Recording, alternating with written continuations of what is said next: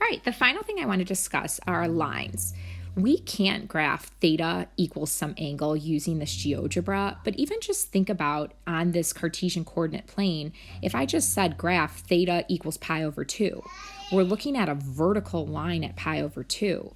And think about how your angle is always pi over 2. So no matter what value of r, you'll see every single value of r, but when you graph it, that's why it's going to create this angle that goes through the pole and is going to have different distances away it goes with pi over 2 or whatever angle is your choice.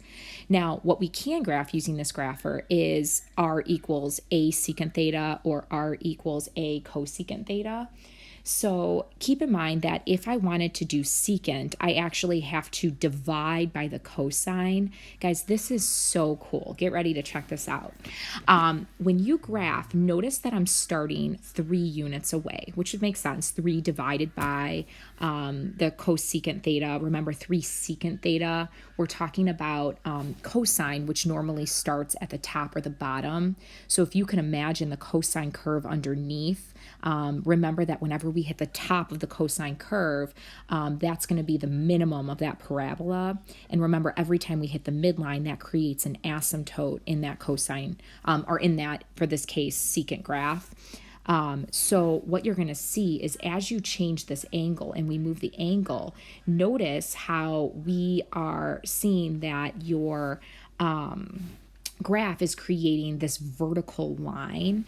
And you can even look, the angle is in fact changing, but what's happening is that our value is getting larger and larger and larger and larger as we are approaching that asymptote. Now, as our angles move past that vertical asymptote that we see in the graph of 3 divided by the cosine t or 3 secant t, you're going to see that now your angles are still positive. So now we're in quadrant 2, but my r values are negative. Watch this. This is so cool. So what's going to happen is you're going to get that bottom portion of the line. Now, once we hit pi, we've completed one full cycle of this, and now you're going to see that as you are in the 3rd quadrant, those r values are still negative, which is why it's graphing on that dashed line. So I think these are so fascinating. You can also change this to 3 divided by the sine of t. And then you'll see how this, if you go back to 0, starts with an asymptote. So as a result, let me scroll this down, see if I could do this.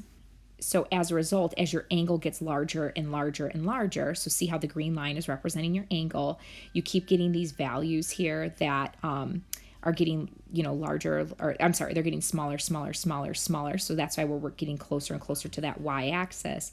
And then notice when we're at pi over 2, think about how you're going to be at the lowest point of this curve. Okay, so you're at the lowest point of this curve, but keep in mind that you're at pi over 2, so that's going to be representing, that lowest point there. But then as you move away, you're going to start seeing that those numbers are starting to increase again. So it's just very fascinating how you can see that this creates that, in this case, horizontal